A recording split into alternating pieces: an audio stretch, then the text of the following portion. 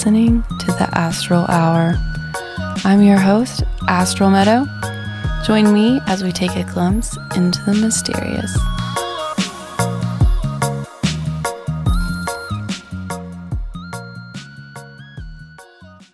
Welcome, everyone. I have a very special episode planned for you all today. I am joined once again by my friend Philip Clift. After our last interview, we started chatting about ideas for future episodes, and we thought it would be cool to do something for Samhain. We decided to focus on death, the afterlife, and rebirth for this episode. Thank you so much for joining me again. Oh, I'm happy to be here. Yeah, it's always a good time when I'm around you, so. And it's a full moon. I know. What are the odds, right? I know.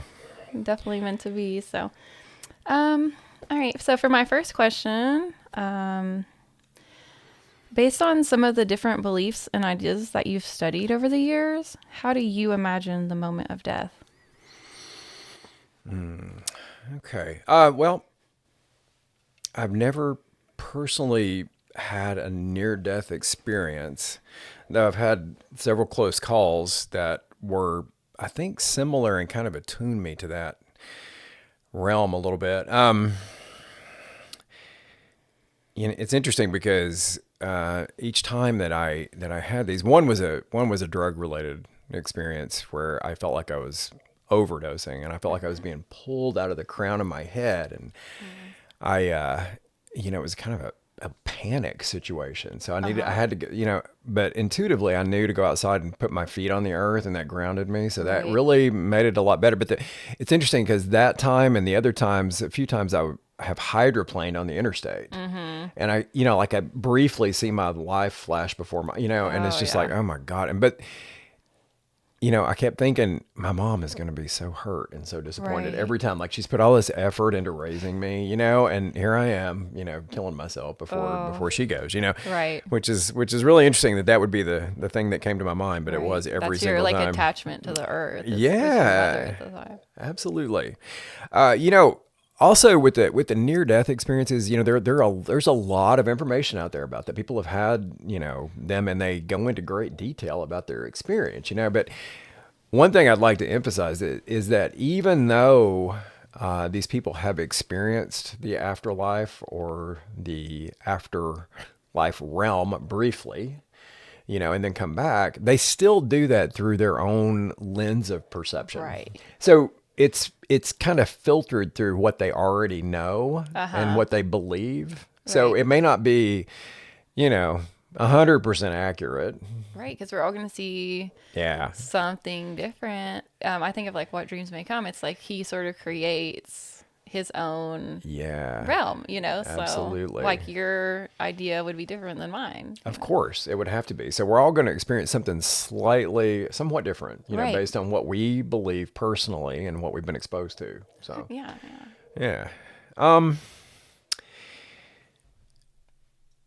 What I'm basing my ideas about this on is something called the Ageless Wisdom. Okay, and I just want to give a brief definition. Essentially it's information and understanding acquired through psychic impressions and clairvoyant perception that's been corroborated through, the ages, through different historical eras, through different backgrounds, by people who had no previous knowledge of one another. So these people are all coming up with similar ideas and getting similar information. So to me, this is very akin to what mainstream culture refers to as the scientific method. Right. So it's like, idea speculation, hypotheses, theory that have been tested and subjected to scrutiny for millennia. Right. For thousands of years. Right. Science and spirituality was completely combined up until recently. Like it was Absolutely. always hand in hand. We just now started separating it. Absolutely. So, and, because much of the information has been corroborated, I feel like it's pretty reliable. Right. So I feel confident that there's at least a certain degree of validity to this stuff, even though nobody knows for sure. Right. We're just coming up with our own theories and Yeah. sharing them. And Yeah. So the Ageless Wisdom, okay, this is, we need to do a little bit of background before we really get into it. So the Ageless Wisdom says that a human being is composed of 7 layers. Okay. Or 7 like energy sheaths, I guess you would say. It's important to understand that these go from farthest inward, the micro world, towards the external world. Okay, so our physical body is the most external of these. All the rest of the layers go inwardly. Okay. Okay, not out into space, but deep inside. Okay. All right. The deepest layer is the Atman, Atman. It's our innate divinity. So it's the part that's connected, most intimately connected with the divine. Okay. All right, then we got the Buddhi. So that's spiritual in essence. Then we have Manas, which is mind or intellect. All right, and then Kama, that would be our emotion, our emotional body, passions, desires, things of that nature. Then we have Prana, the subtle energy, like our chakras, our aura, all the, Prana, Kundalini energy that we, experience in yoga. It's our, vitality, essentially. And then we have what's called the Linga Sharira, or our astral body. And that's going to be really important with our discussion coming up. Okay. And then the Stula Sharira, or our physical body. So the most material aspect of us. Okay. Another thing that's important in the Ageless Wisdom or Theosophy, much of the Ageless Wisdom comes from Theosophy, which Helena Blavatsky started back in the mid-1800s. And she kind of combined a lot of the religions together, like the links and, and that's why it makes so much sense, is because she's pulling it from all of the sources. She's like the first person that really did that for us. She intuitively integrated all that in Yeah. her own consciousness, and came up with a blended theory, and it really works out well together. Yes, it's so nice to see it all Yeah, compiled. It's very convenient. It's super well done in my opinion. So a thing that's really important to understand, when Theosophists use the term ego, they're talking about the reincarnating soul, not the conditioned personality. Right, so not like Freudian. Not the ego. Freudian. Yeah. So that's super important. So anytime I say ego in this, it's going to be referring, unless I say that it's the conditioned personality, I'll be referring to the soul. Okay. So at the moment of death, breathing stops. That's how we know someone's dead, because they're not breathing anymore, right? Vitality leaves the physical body, and the astral body begins to detach itself. Because the astral body is what goes to the next layer of consciousness. While this is happening, the mind is highly active. So Helena Blavatsky writes, I'm going to quote her here.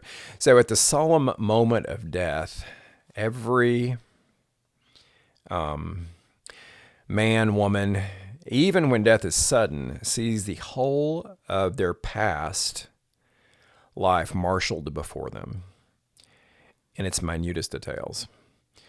For one short instant, the personal becomes one with the individual and all-knowing ego, or the soul, the reincarnating soul. But this instant is enough to show them the whole chain of causes which have been at work during their lives. They see and now understand themselves as they are, unadorned by flattery or self-deception. They read their lives remaining as a spectator, looking down into the arena they are quitting. They've just left. All right. So they feel and know the justice of all the suffering that has overtaken them. So they have a really profound understanding. They see themselves more objectively, Right. essentially, instead of subjectively, like lost in their own drama. Yeah. So I feel like that is pretty universal, from a variety of different sources, that's the case at the moment of death. It's like your life flashes before your eyes. It's like a like you're watching a movie and Yeah. you're just experiencing some of the feelings or the subtleties that maybe you weren't focused on so much while you were alive, but like once you cross over, you're like, oh wow, that action really affected maybe this Yeah. other person, and I never even picked up on it. Exactly. So Yeah, you've gained quite a bit of clarity in that way, which is extremely valuable for what you experience next. right. Yeah. Yeah. Interesting. Yeah, I feel like Yeah. anytime I read the near death experiences, they always say that. Yeah. My Yeah. life flashed before my eyes. Like you had all those epiphanies. Um, you know, your whole story. Yeah. Yeah. Yeah. Yeah. So we don't get to hide from that. There's no escaping it. It's right there in front of us, and we, have to come to terms with it for where we go next. Right. Yeah.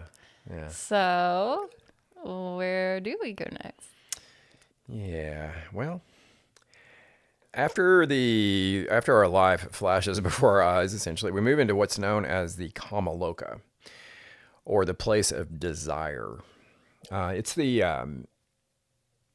Hades or purgatory Okay. that we've seen described by the ancient people and the not so ancient people. Just purgatory's relatively recent name for the same place. It's important to understand that this is not hell. Right. A lot of people think of Hades as hell.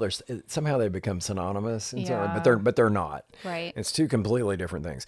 So the Kamaloka is located in the astral region, Okay. surrounding and penetrating Earth, and relates directly to the fourth layer that we talked about earlier, the Kama. So the ruling force would be the emotions, the desires, the passions. At this point, divorced from the intellect. So it's kind of like raw passion or raw desire. Okay. Yeah, yeah. The soul could potentially be detained here due to high level energies surrounding some unfulfilled desire from life. Okay. Yeah, so depending on how strong that was at the moment of death, it could be, it's like it has to be played out Right. eventually, So they may not be able to move forward. The soul may not be able to move forward until that desire is played out in some way by someone on earth or by the soul itself. So you can kind of get stuck here a little bit. You can get stuck in Kamaloka. Yeah. Right. So this is like I've read about people saying like when you die with like really harsh addictions, Yes. that it keeps you here because you're still like there's this like craving, but it's like you can never like satisfy it. So it's like important to face a lot of that stuff while you're alive, so that you don't carry that heaviness with you. Yeah. If you don't face it while you're alive, then chances are you're going to repeat it again. Right. In the next life. Because like you said, the desire has to be fulfilled, or you have to come to a sense of balance or harmony with it in some way. Right. Yeah. To where you're not seeking it out. Yeah, After you cross yeah. over, you're not like I still need that cigarette or whatever. Yeah. So the Kamaloka it's a subjective realm, and we navigate it in kind of a dazed state, as if we've been hit by a violent blow. Mm-hmm. So it's like we're walking around stunned. Yeah. Like, how did we get here? Right, shocked. What happened? What just happened? It's like almost you don't even realize for a time what's going on. So there's no recognition of friends or loved ones.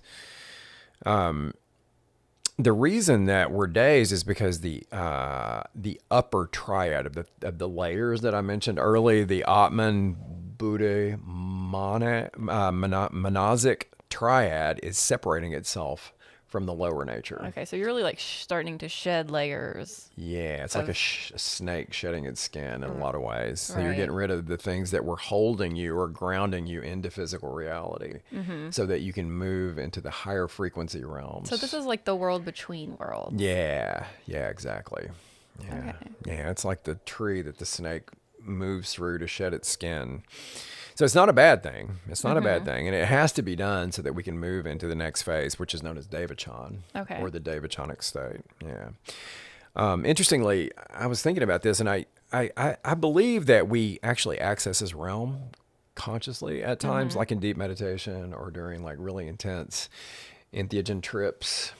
Okay. Lucid dreaming maybe, or astral projection. Yeah. Some people like you are able to astrally project. So when you do that, you're actually penetrating into purgatory. Right. Yeah, which is fascinating. Right. So it's Yeah. like at that moment, I have lots of visions of my father or, some of my deceased loved ones. It's not all the time. Like, but there's like every now and then, and it's usually not even my intention, I will cross them or I'll get like an impression of a memory of them. Yeah.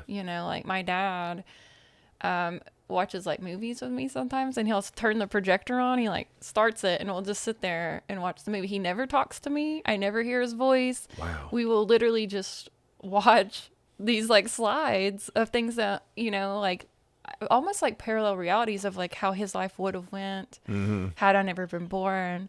Like how he had like a healthy childhood in this reality, So instead of potentialities, yes, essentially. and Yeah. he shows Wow. me these different things, and like it's almost like we're sitting in the car watching like a drive-in movie Wow. together, but we don't actually talk. So I'm like, I don't know if like his energy is actually there or if somehow we're just like still connected, and so I'm seeing that like because I'm connected to him, he's not necessarily connected to me.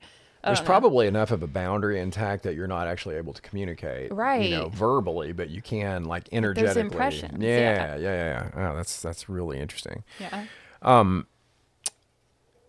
So we spend time in Kamaloka, and then as it comes to completion, our soul lapses into a period of unconsciousness that precedes movement into the next phase. It can be compared to like a really heavy, deep sleep. Okay. And then we awaken into what's known as Devachan. So Devachan is like heaven. Okay. Essentially, it's like the Christian heaven or the Greek Elysium, So it's like or the Greek or peaceful Roman and Elysium. Yeah. It's very peaceful.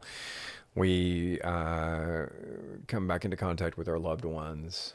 Yeah. So this period of so the period of sleep before we get to Devachan is the length of time essentially, or how deep it is determined by how spiritually minded we were in life. okay. So, for people who were attuned to the mysteries and who lived a life more dedicated to what's known as the horizontal path of service, the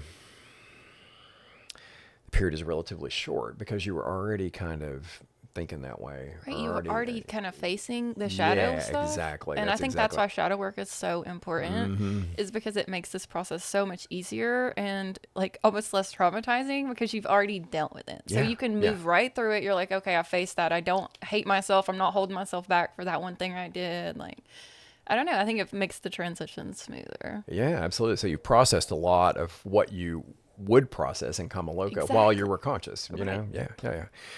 Yeah. So, but for people who were more materialistic, or what's known as the vertical path of self, where they're pretty much focused on, their small ego, their conditioned personality, and, fulfilling desires of the ego. I mean, it's much harder because it's harder to shed that because you were Right. really intensely attached Yeah. to it. Yeah. So it makes the shedding process more extensive and problematic. Right.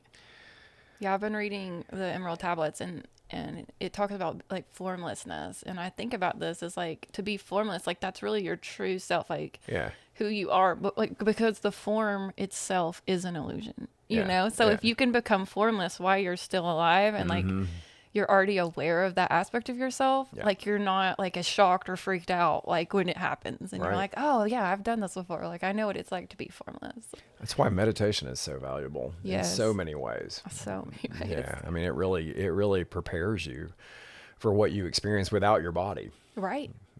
because your sure. body's not really involved in meditation. I mean, you're trying to get it as still and comfortable as possible so that you Right. can kind of transcend it, actually. Right. Yeah. So, really, once the lower nature is shed and we move into Devachan, like I said, what we think of as heaven or Elysium. Remember the movie Gladiator? Yes. Yeah, where I he, totally quoted that in my yearbook. That was my senior yes, quote was what we yeah, do on and Earth echoes through eternity. echoes So throughout I've eternity. literally been like, I've had this thought in my mind since I was very young. I know it's fascinating, but those people were the ancient people were really attuned to the afterlife. Right. It was a big part of their everyday existence. You know, Right. we tend to kind of overlook it. Right. It's You like know, we and don't want to think about it. right because we're We not avoid it. sure about it, and we have a lot of doubts and questions about it. So we really try to avoid it. It's kind of a scary thing, and it can be used to influence us very negatively. Right. You know, as we've probably seen quite a bit in the Right, past because that year and a fear, half or yeah, so. that fear is Yeah, going to control what you do. I mean, I think about like how sad it is to be so afraid of death that you never actually live. exactly. So what's the point in living, if you're just Yeah. going to be afraid to go out of your house, Yeah, and yeah, you're clinging to a life that's not very fulfilling at Right. all. And we're all going to die. We are, It yeah, is a yeah, fact. yeah. You're not gonna get to skip that one. Mm-hmm. So, David Chan is often described as a place of bliss that is far more vivid than the most vivid dream. I Mm-hmm. love that. I love that imagery. It's a kind of transcendental ideal continuation of the life that we just lived. Right. Yeah, Uh, I was reading something and it was talking about David Shawn, and it was saying that there's like this kind of illusion to it that like a mother would, even if her child is like an addict or having a really rough time on earth, that in David Shawn, she sees her son as healthy in and an ideal state. right, Yeah. because if she was distracted by the suffering, like the healing and like the bliss and because there's like a lot going on here, it would distract her from what she's actually supposed to be doing there. Mm-hmm. So you see your family and your loved ones in like the healthiest Right. way. So it's Yeah. like this illusion, but it's for your own good that you're seeing it that way. So, Yeah, yeah, because it's a rest period. right, It's a period of like rest and recuperation before your next incarnation, right. essentially. Um, this route, it's interesting because it follows like what we said, the Kamaloka. But there's also the possibility that we can actually transcend the reincarnational cycles. So if we get to the point where we have developed our consciousness to this level, Mm-hmm. in tantric philosophy is known as anugraha, or at this point there's something that's termed the continuity of consciousness. Mm-hmm. So consciousness continues. So you don't actually lose consciousness when you die. Mm-hmm. You maintain the same consciousness that you had when you were alive because you've advanced it to the point to where the space or the boundaries between the realms are not as strong as they are for most people. So you can Mm-hmm. kind of weave your way in and out of them Mm-hmm. consciously. Right. Um, the ascended masters, the bodhisattvas that we hear about, the Right. saints. These people are, they've kind of completed the hero's journey of the soul, I Right. suppose you could say. And they can kind of come and go as they please now, like they Yeah, work with us like energetically, but yeah. I feel like they can almost manifest too if they want to, like because they've been physical before, Mm-hmm. they know what it's like to be physical, but they're not bound to the Right. density. No. They can kind of come in and go like when they're needed, and they're not just gonna have to start a karmic cycle again Right. or Right. Right. And so they essentially what they're doing is helping. right, They're helping. Teach the path of liberation. right, Yeah. So yeah. Um, the experience of the post Kamaloka state is unique to each of us. So it manifests around and within us based on the way we conducted our lives mm-hmm, and the deepest beliefs we have surrounding the afterlife. mm-hmm, So we can move into David Chan, and experience the most wonderful bliss surrounded by loved ones and friends, and the wonderful experiences that we have had in life mm-hmm, intensified. right, And or we can descend into darkness.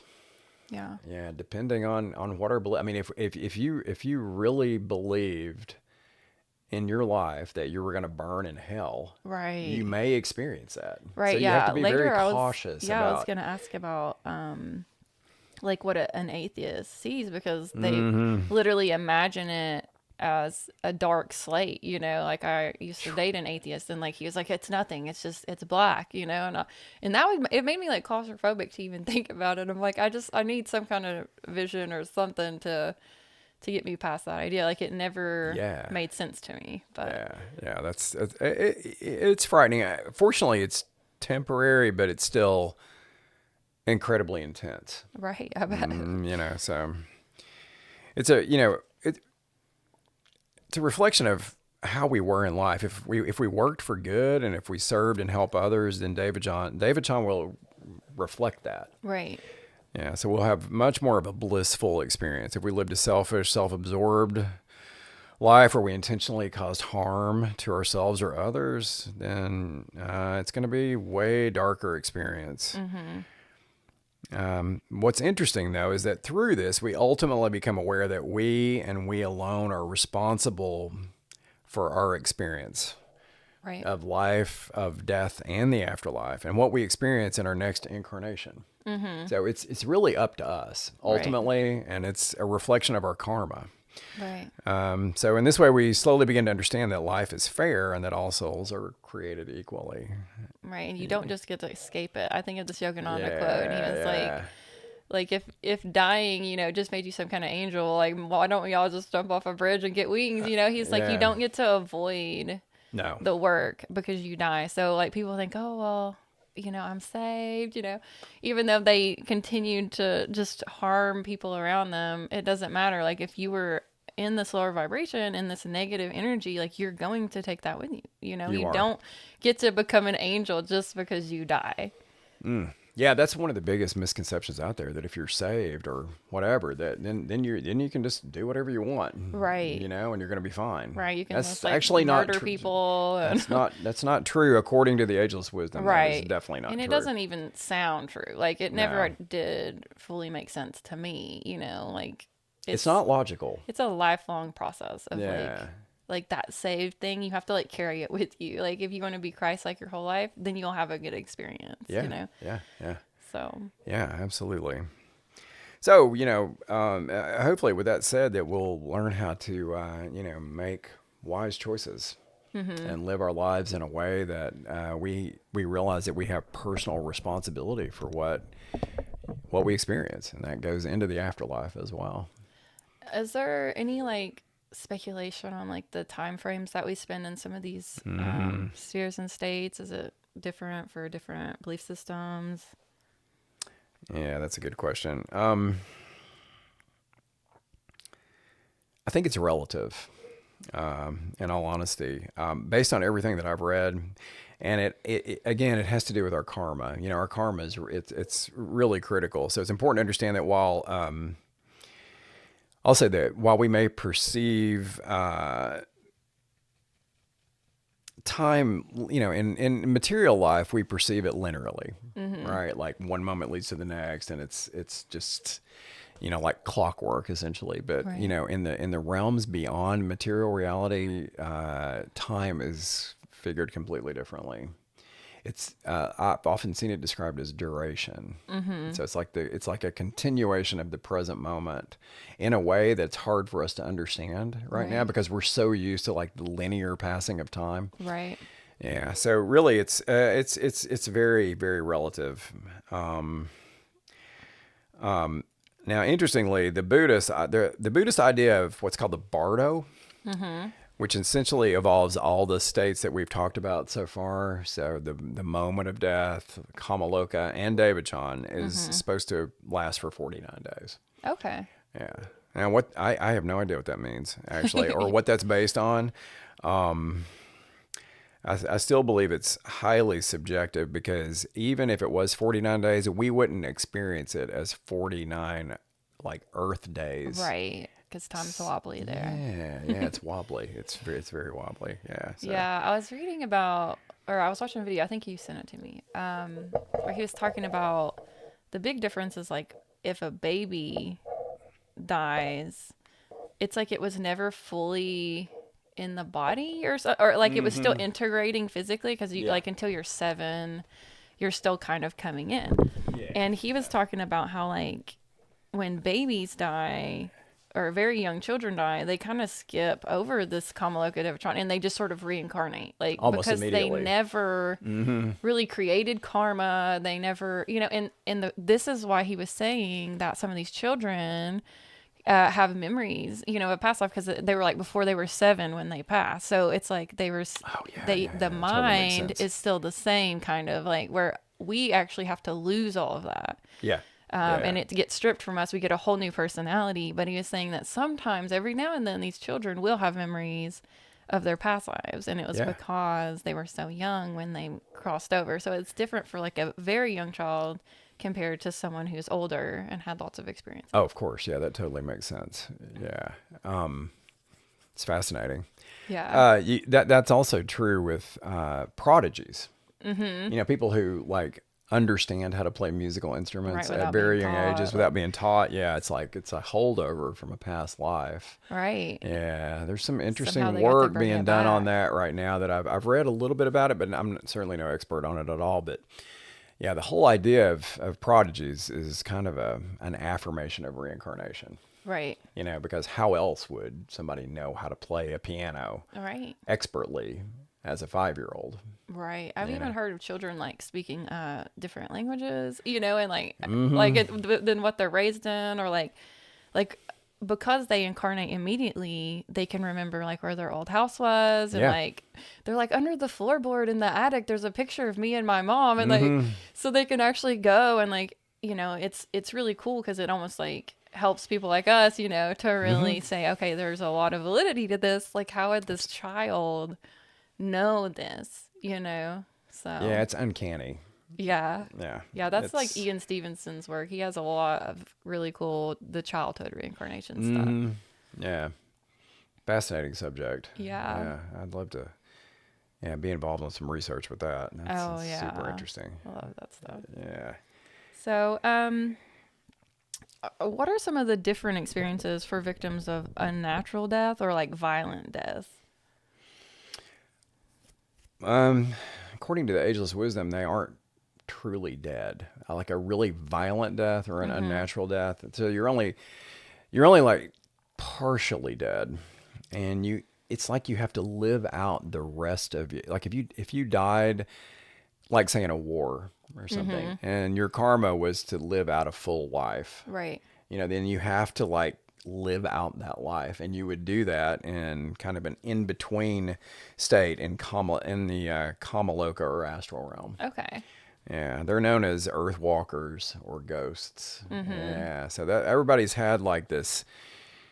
Well, not everybody, but many people have had experiences of ghosts or phantoms, or what they Mm-hmm. experience as kind of beings from other realms, like in their presence or in their current reality, Right. and that's what it is.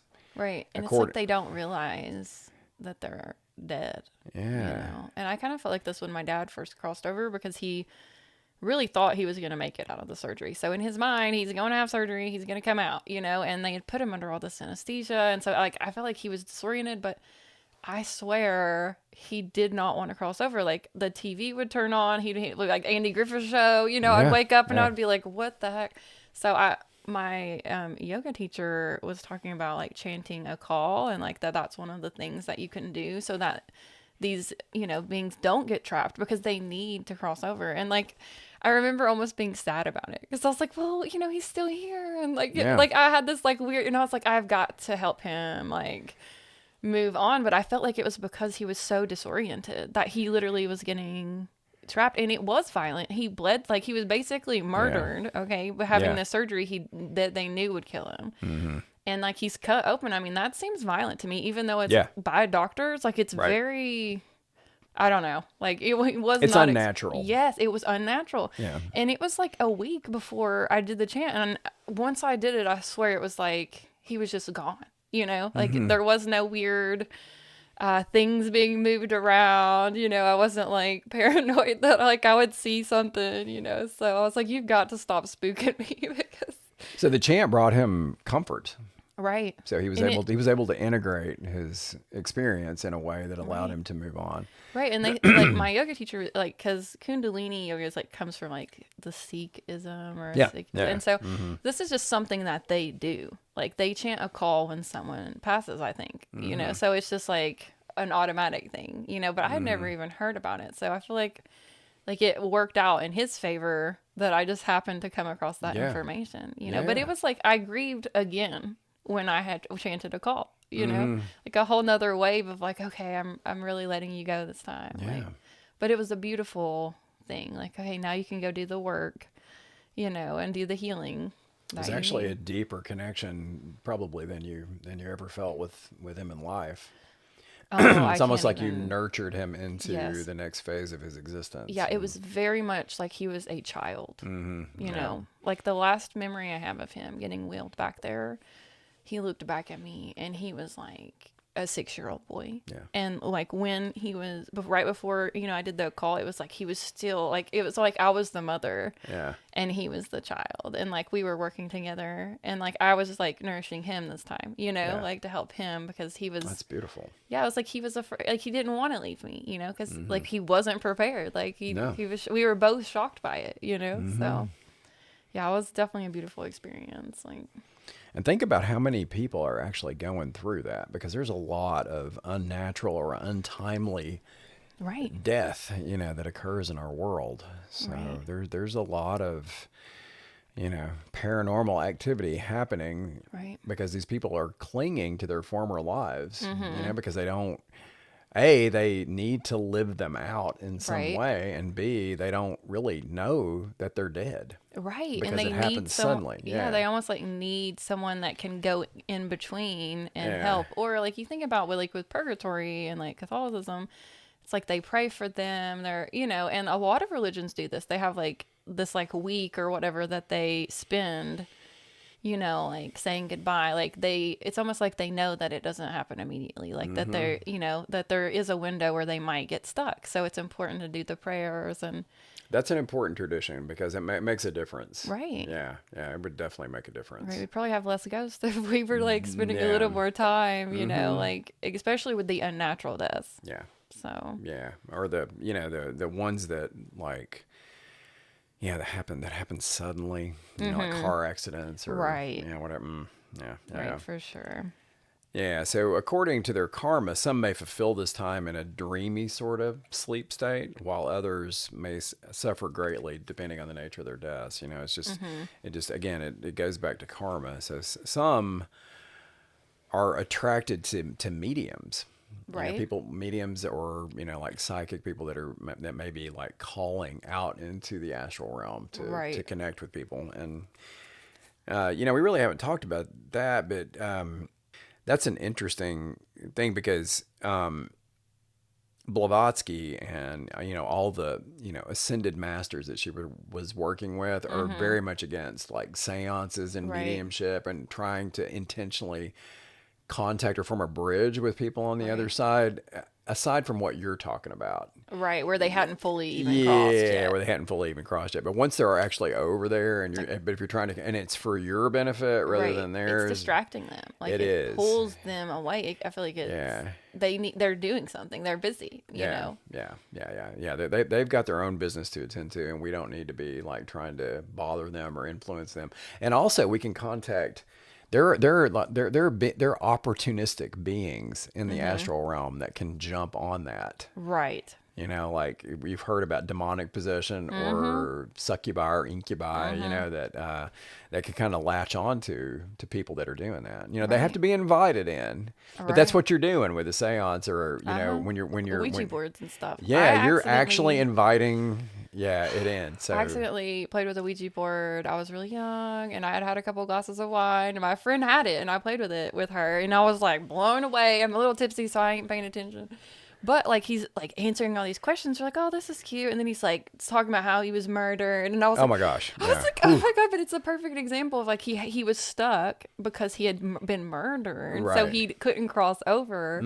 But it was awful. Like I swear to God, that whole apartment like was creepy. I had to move. I was like, I cannot do this. Yeah, it Like was every there. mirror. Yeah. And then like the technology, like I came home from work and my iPod started playing like the Stevie Nicks song, and then I looked and it wasn't even plugged in, and I was like, oh my god, like I've got to get out of here. But like it really did, it unleashed this energy, and it's not even that he was bad, but he was lingering, and because we had invited, and I was like, I will never play around with that stuff again, especially not if I'm inebriated. Like it was so dumb. So like, just don't mess around with it if you're not prepared for what could latch on, for sure. Yeah, it's kind of hard to believe that that would actually happen until you've experienced it. Yes. You know, I had an interesting experience because I lived in my grandparents' house when my kids were little, and my aunt, who I never met, she died before I was born. She died at a young age. She had leukemia, and no, excuse me, she had tuberculosis actually, Okay. and she died at in her early 30s.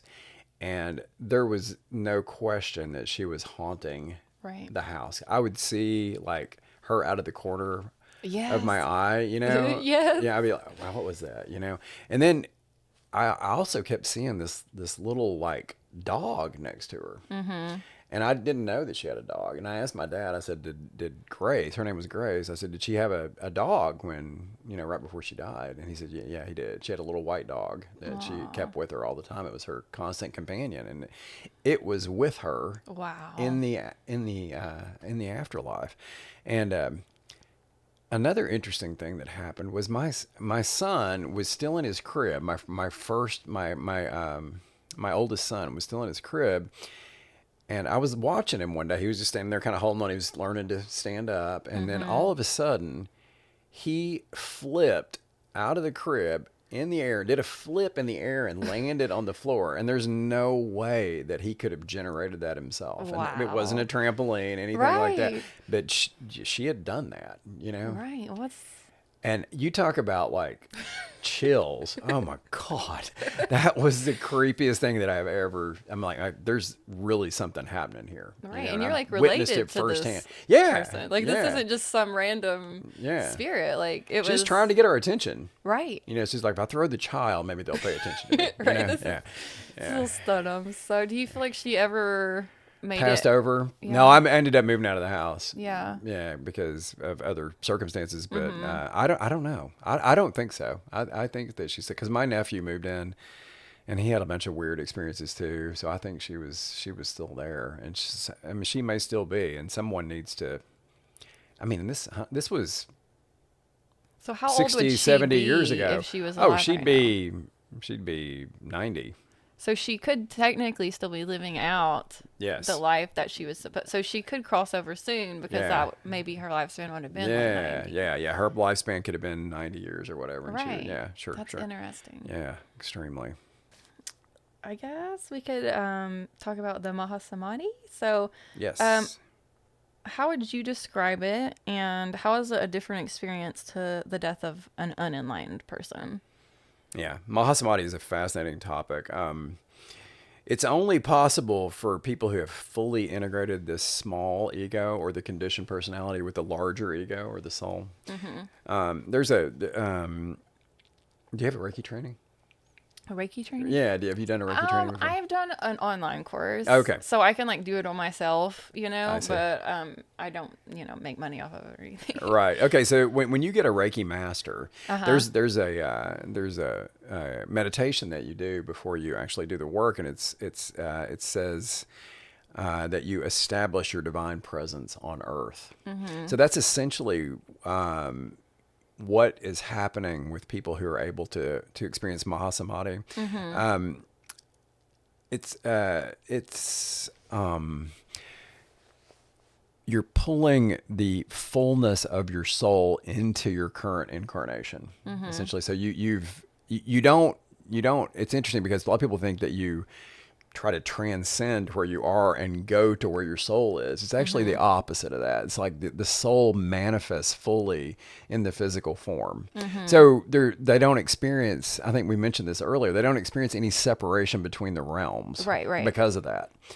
So the realm of the soul is identical to the realm of the material world at that point. Right. So they can just like walk right through basically. Yeah. So it's an intent. They intentionally choose the moment of their death. Right. Yeah, and it's not not like a suicide or anything, because they're not trying to escape anything. Right. They've already done, like, it's Yeah. usually probably after they've done their purpose. Like, I think of Yogananda Yeah. saying, like, he's like, my heart's going to stop after I give this last Yeah. speech. Like, my Yeah. work will be done. Yeah. And, like, he knew it. And he literally, like, told his students. And then, you know, he speaks his last word and he drops. Like, yeah. but would that be an example? That was a Mahasamdhi. Because yeah, he definitely. knew He it was planned it. yeah. You know, he knew when it was going to happen. You know, another interesting example is in Star Wars. Okay. Yeah, remember? Did you see The Empire Strikes Back? I have seen all the Star Wars many times. Many times, yeah. Well, you know, when Luke goes to study with Master Yoda on the planet, I think it's called Dagobah, maybe. Anyway, Yoda passes at that time, Right. and he just disappears. Right. Remember that? Yes. So he lies down, and he intentionally passes. So that was a metaphor for Mahasamdhi, actually. Right. So, like, Luke's asking these questions, and he's just like, you know, he doesn't even fully answer them all. He's like, well, this is going to be on you to figure out. Yeah, he's like, I'm my time here is done. Yeah, Right. yeah. So he was like in that dependency that he was going to have. You know, he's like, you're going to have to figure this out. I can't be here with you any longer. Like, Yeah, exactly. So essentially, the yogi or the saint or whoever has reached such an exalted state of consciousness that they become a being of all realms while still in their physical body. interesting. Yeah, so they choose the moment of their passing. Yeah, it's incredibly beautiful. So do you think there's, you know, that people are doing this, like, pretty regularly? Like, in, you know, I guess in India and people like that. I think about, like, Yogananda's teacher did this too. Mm-hmm. So I'm like, are people in India just, like, you know, more aware of this to where, Yeah, you know, because, like, I don't know think if so. many people in America are doing this. No, well, people in America don't devote themselves to achieving that level of consciousness. Right. I Or mean, they don't even know about it. No, they don't. But I mean, to attain that level of consciousness, you pretty much have to devote your entire life to it. All right. So that's like bhakti. Yeah. Yoga or something. Yeah. It's like the yoga of devotion. Like, Yeah. I mean, you're completely devoted to your own, you know, enlightenment. Right. Essentially, and you're willing at that point. You're willing to do whatever is required to achieve that state of consciousness. Do you feel like they're born into it? Like, if you looked at, like, Yogananda's astrological chart, do you think, based on, like, his past lives, that when he was born, he knew he was going to reach Mahasamdhi in this life? Yes. So he was literally, like, from a child, he was already on the path. Yes. There was no distractions. Yeah. So it's almost like something, like, you probably could learn it later on in life, but it's almost something that's like your destiny in this life. Right. You know, from the beginning of it. Yeah. Yeah. It's one of those things where it's, you know, you don't pick it up in your 30s. Right. Right. You have to kind of establish it as your mind and your body and your neuromuscular system are all developing. So, I mean, if it's really hard to give up material pleasures as an adult who's experienced them a lot, Right, you know. right. But as a child, if you never experience any of those things and you're devoted from childhood, then it's much easier to maintain that path throughout your life. Right. And they Yeah. pick families They do. that support it. So you think about someone like Jesus, or, you know, who, like, his parents knew he was coming. You know, Yes. like, his birth was predestined. So, you know, they supported him during this time, and, like, he knew his purpose. So it wasn't like he was born to some family that was, you know, like, drunk. So it's just like, well, figure it out, man. Like, no, they, like, nourished that in him and helped guide him into that path, you Yeah, know. And yeah. the same with Yogananda, he had very good parents that Yes. were aware of the spiritual life, you know? And he had it because of his karma. His Right. karma created, you know, The birth Yeah, situation. it created the birth situation. Yeah. He didn't, like, you know, look down from David Chon and say, "Oh, I want them as parents because I think they'll Right. support me." But it just it Because just of his naturally past life. manifested because of Yeah. his karma. Yeah. Right. Yeah, right, okay. yeah. So he literally couldn't have gone to a family of drunks or abusers Right, or because his whatever. vibration was so too high. high, it was going to require Exactly. a certain combination, like, of parents to, like, meet that vibration Yes. for him to come into. 100%. It's important to understand that because, you know, that really, like, solves a lot of questions that we have in life. Like, why do children innocent children suffer. Right. And they suffer because of their karma. I mean, I'm not saying this not compassionately, because suffering is terrible for anyone, particularly innocent children. But they're in that situation because of their past karma, according to these teachings, anyway. Right. Yeah, I've read with like handicaps and stuff like that. Like it's literally carried over, or it helps them with a lesson. So maybe like they're lessen the ego because of this handicap, so they're not worried about like some of the physical or the stuff that doesn't matter, because like it's just not a part of that. Or like some of these autistic children, they don't care what they look like. They're not worried what you think about them. They're just living, They're just like, they do what they want to do, and they're not even distracted by that. So it's almost like set up that way so that they can really focus on like this one thing, maybe, which is different for every child, Yeah. But it allows other people, compassion, and it helps their karma. So, yes, there's these people that suffer, and then other people who are helping them yes, get the opportunity to help. And yes, so maybe it's like these, almost like a contract beforehand, like, hey, I'm gonna show up as like some beggar on the street, and you're gonna finally get this opportunity. So it's almost like, I feel like sometimes we buddy up with people, and they're like, I'll be the poor person this time, you'll be the rich man. Like, it's all so intricately woven together. It just ends up working out, Right. because everything is that highly organized. Right. If you're a person who's suffering, then you naturally attract people who are attracted to the path of service. Right. And it ends up working out in the end. So with that knowledge and understanding, it kind of allows a sense of peace to kind of permeate like really difficult situations that you observe in your life. Right. So you don't just get so caught up. Yeah, like on the that's suffering. unfair, or Right. because if you think it's unfair, then maybe that's your dharma, like to go there and to work with Exactly. those children that you've seen on the commercial or whatever. Maybe that's your whole purpose. So. It is. Yeah. I would say that 100% that it is. Right. Yeah. If you feel like it's unfair, then you're being called to go there and work in that situation. Right. Yeah. So yeah, definitely. Okay. We've talked a little bit about some of the Eastern religions. Could you share with us a little bit about nirvana and like how it's, reached or? Yeah, nirvana is it's a Buddhist concept. It's kind of similar to what we just talked about with the Mahasamdhi, in that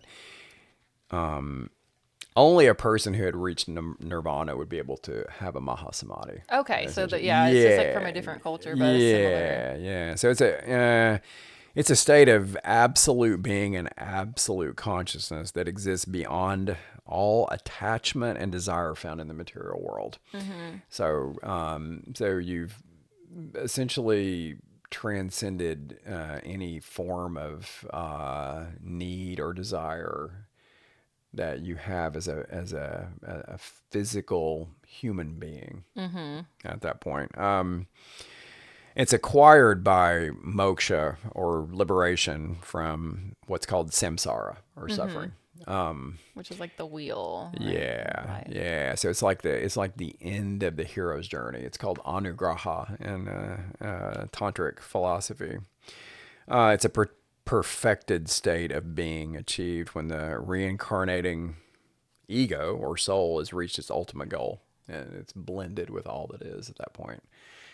Yeah. So that leads us to some really interesting discussion. Yeah. Yeah. So the Buddha, okay, it leads us to the topic of non-attachment. Maybe we can talk about this for a minute. It's pretty interesting, I think, because it's kind of big in the world right now, the spiritual world. Okay, so the Buddhists, particularly Zen Buddhists, are huge on the idea of non-attachment. Okay, now originally non-attachment was meant not being attached to one's lower nature. So any type of desire that wasn't spiritual in nature was an attachment. So it must eventually be overcome or transcended to attain the deepest levels of spiritual awareness. Interestingly, that's in direct opposition to the dualist philosophy of Tantrism. And we talked about Tantrism the first time I was on here, and which would say that the lower nature attuned with the material world and the higher nature attuned with the spiritual world are one and the same, and that there's no separation between the two. So we don't need to transcend our lower natures. Instead, we need to embrace our lower natures and find balance, with the lower nature and the higher nature. So if you think that way, then all aspects of life are considered sacred, and there's no separation because the non-dualists are the dualists are that they believe that there's separation between the lower nature and the higher spiritual nature, and that the lower nature has to be overcome. Now, there's two types of nirvana. There's one that's called dharmakaya, which is when you allow your consciousness to completely absorb into to the deeper layers of reality, or the deeper consciousness.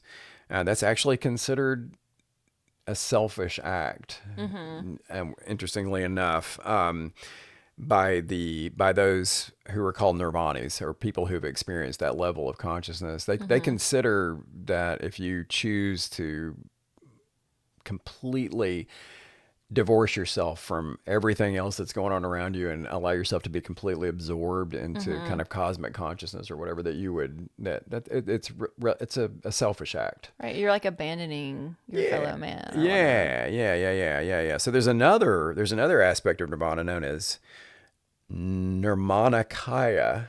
Okay. And that's like the ascended masters of theosophy, like the Master Morias and the Kutumis and Jwal Kuls, and they're helping humanity on, they're helping people gain a deeper understanding of the path of liberation. Right. So there's this dedication to service that is continuing on after enlightenment. Right. Essentially, it's a really beautiful thing.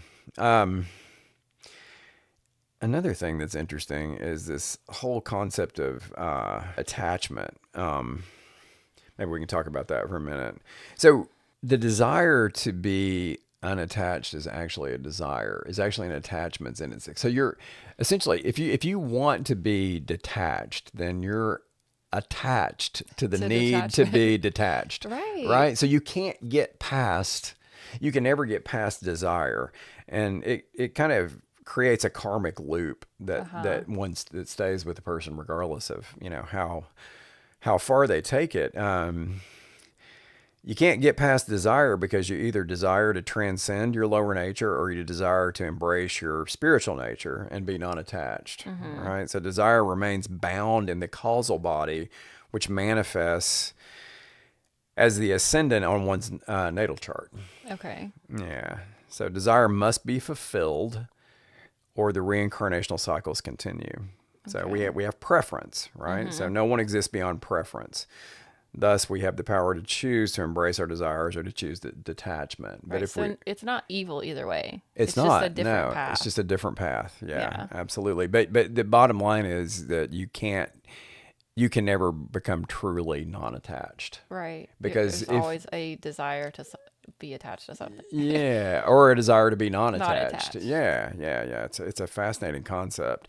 Now, with that said, there's a new kind of way of thinking about this, and it's not so much non-attachment to the lower nature per se. It's more of an attachment to outcomes, detachment to outcomes. So in that way, you can kind of embrace both the non-dualism and the dualism simultaneously. So you can experience pleasure or the desires of the lower nature, but you just aren't attached to how it actually plays out. Right. So you just kind of okay with it and let it be. So you're just like flowing. Yeah. It's kind of a flow state of consciousness. Interesting. Yeah. So, in the old days, it was much more severe. It's like you had to be a renunciate or,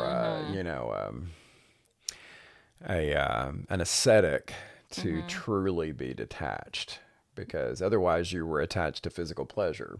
Right. So in the modern world, we've kind of modified that a little bit, and we said, okay, it's fine to experience pleasure, or the lower nature, but we're just not going to be attached to the outcome of it. Right. So if you experience it and you have a bad experience, then you've got to be okay with that. Right. Or, you end up losing your lover or Right. whatever, then, you just go Almost with like a it. stoic or something. You're just like, Yeah. Yeah. you recognize that we're all mortal. You recognize that you have no control, and you just release that. You're Yeah. just living. Yeah. So, So really, if you want to practice non-attachment, practicing non-attachment to outcomes is a much more reasonable way of going about that for most people. yeah. Yeah. I always wonder, like, with people who are, trying to cut themselves off from like their lower energies, like, do they have to do special exercises like to stay grounded? And because really, I think about, they're really just focused on like the heart up, but I don't know. Like, I feel like there's a reason why we're born, like, with the full, like, energy body. And I feel like to cut yourself off from half of it, like, it's almost limiting the human experience. Yeah. But maybe they're trying to be less human. I don't know, because I feel like those lower energies keep us grounded, and they also make us human. It feels like an escapist kind of thing. Right. It's like you don't want to, or you're afraid that experiencing the lower nature is somehow sinful and it's going to hold you back Right, in or some create way. karma. Or create So negative I karma. think about Yeah. like people, that don't, want to mate because like having a child really binds you to the earth because you want to make sure that they're okay. You don't want to leave them, No. and so I can get that, almost the idea of like not wanting to reproduce, but it just always seems bizarre to me to fully cut yourself off from, all of those energies. I feel like it would create a weird imbalance. Like you would have to do things to keep like To ground harmony, yourself. Yeah. Yeah, if you weren't doing like pretty consistent devotionally based yoga practices, then you would have a tendency to get really like you're like ungrounded. dissociating the whole time. If you're just like in the third eye and the crown, and Yeah. I don't know. Like, it's just an interesting observation. Yeah, I agree with that 100%. I'm much more of a tantric Right. philosophist than what's called a Raja yoga philosophy. Maybe if you'd fully integrated tantric yoga, you might be able to, practice Raja yoga effectively. But if you start with Raja yoga, you're going to become, really ungrounded really quickly because Right. you don't really acknowledge the physical body and the desires of the physical or emotional body. Right. I feel like you need like people to help you at that point because like someone's gotta feed you. Like someone's gotta, if you're Yeah. like in meditation 24/7, like who's taking care of like the surroundings, Yeah. Yeah. Well, in ancient times, there was a guru that did that. That's what that Right. was the guru's job was to, It's to be in those states and then come back and, yeah, explain what they saw or to take care of the person who is experiencing those states. right. I mean, that was another thing that a guru did was, a complete devotion to their student in that way. Right. So that their needs were taken care of. And, for the average person, Raja yoga is not really a legitimate possibility Right. in that way. It definitely is like predestined at that point. Like you incarnate and you're like, I'm only going to focus on this. I don't even want to be physical. I'm only doing this for you guys. So you better take care of me while I'm channeling all this. Yeah, and like a Yogananda, you would have incarnated in a situation that supported that. Right. Where people would take care of you. Yeah, yeah. And you would give them the information that you were receiving in all these higher states. Yes. Yeah, yeah. So it's a mutually beneficial relationship in that way. Yeah. Yeah. That's interesting. So I've been studying a lot of like Egyptian stuff, and we all know that they were really into the afterlife and with their like mummification and all that. So could you give us a little background on the Egyptian Book of the Dead and some of the beliefs that the Egyptians had pertaining to the afterlife? Yeah. Well, the Egyptian Book of the Dead, interestingly, is one of the oldest written works ever discovered. I mean, it comes from about the same time as the Rig Veda. Yeah, so it's thousands of years old. It was written on papyrus. Okay. Yeah, and it's essentially a guidebook to how to navigate the afterlife. Mm-hmm. Yeah, so the ancient Egyptians were, I don't want to say like out of balance focused, but they were heavily focused on the afterlife. Mm-hmm. That was one of the primary things in their culture was to devote their resources to understanding how to navigate the afterlife. I Uh-huh. mean, they were completely absorbed into that. So their greatest minds, their greatest scientists and artists and all the influential people that had income to devote to this. I mean, it Uh-huh. was all like pushed in the same direction, and they developed a lot of understanding, and essentially it was put in the Egyptian Book of the Dead. So the Egyptian Book of the Dead is a guidebook for navigating the afterlife. They called it the Duat, Mm-hmm. and it was. My understanding is that the Duat is the same as the Kamaloka. Okay. Yeah, and they felt like that a person experienced a lot of trials Uh-huh. in the Kamaloka, you kind of had to prove yourself to get to Devachan. Like it didn't just Right. naturally happen. I mean, you like had to, like go through these trials to actually get there. Maybe that's what the seven labors of Hercules is based Right. on is the experience of the Duat in the afterlife. I don't know for sure, but And they almost like set themselves up so like when they put things in the tomb, it's like they're gonna need those later, yeah, so yeah, that they can come exactly. back to Yeah, that's them. why they would preserve body parts or whatever. Right, because Yeah, the heart, so they preserve yeah, the heart because the heart comes in and like it's weighed later. So it's like yeah, they ditch all the organs, but the heart is like essential because that yeah. is like the final thing. Really, is like You have to ask yourself though, did they actually set up the experience of the afterlife that they experienced because of what they because of believed? what they believed. Yeah. Yeah, So did they exactly. have to go through all these Yeah, I don't know trials? that they even had to go through all that. Maybe not. That's Right. a really interesting idea, though. That they their culture believed that that's what they had to do. Therefore, Right. that's what they experienced. Right. Now, as far as like the ancient mystery schools and the initiations and that, a lot of that was to explore the afterlife as well. There are people who believe. Have you seen this sarcophagus in the King's Chamber of the Great Pyramid? I think I have. Yeah. Yeah. Anyway, in the King's Chamber of the Great Pyramid, there's this really big sarcophagus. Mm-hmm. Okay, and the lid is missing. It's gone. Uh-huh. But there was a lid at one time.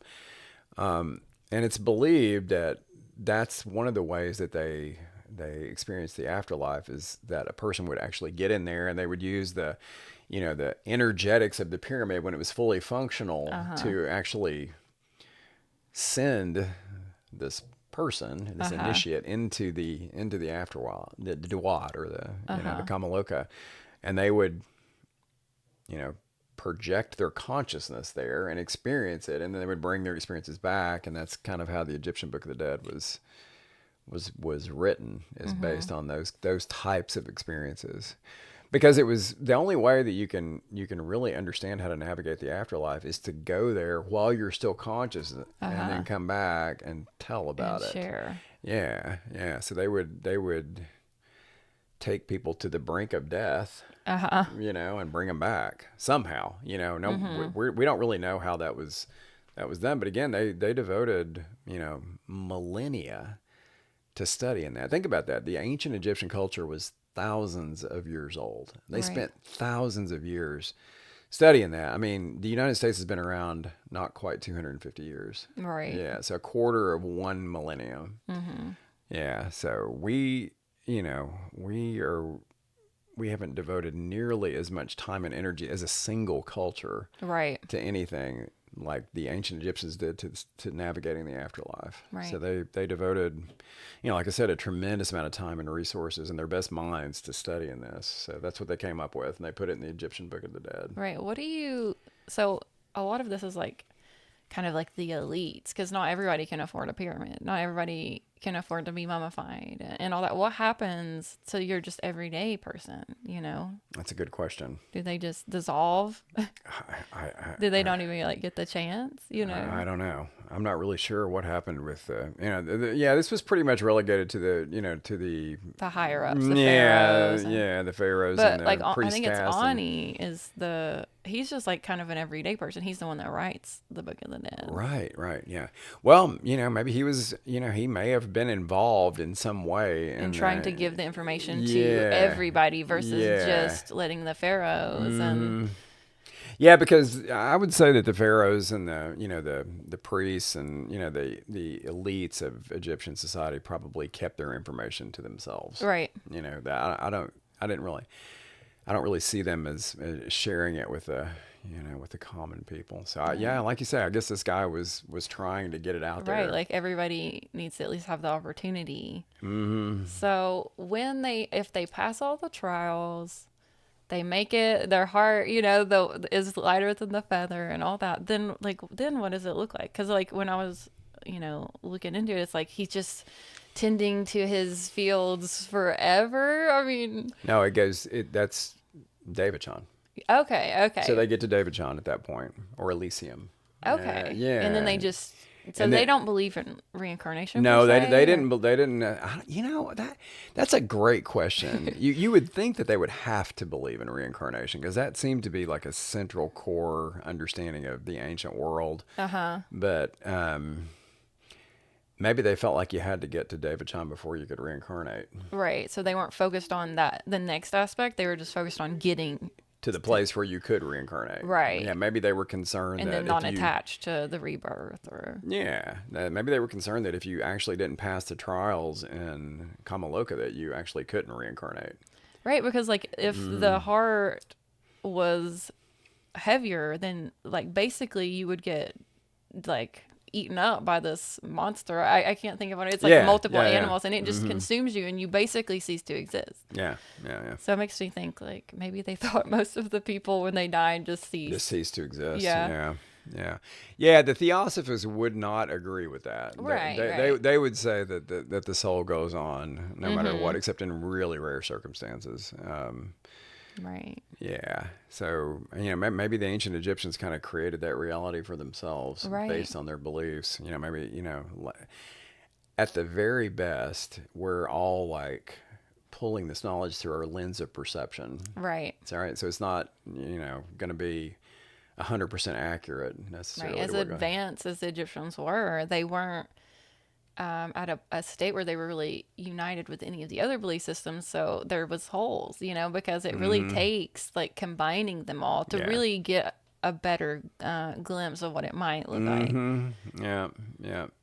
So they didn't have the ability to corroborate their information. But they have a good chunk of it, It's just like the moral life, it's like the heart, like if the heart is heavy, then you're going to be held in a lower density basically. So it's like they like introduced us to those concepts, but then we kept evolving and expanding. So like we think, oh, they're they're intelligent, they're so advanced, but we're more advanced than they are, so because we've had more time, we have shared experiences where they only really had their own, right, and we built on all that for sure.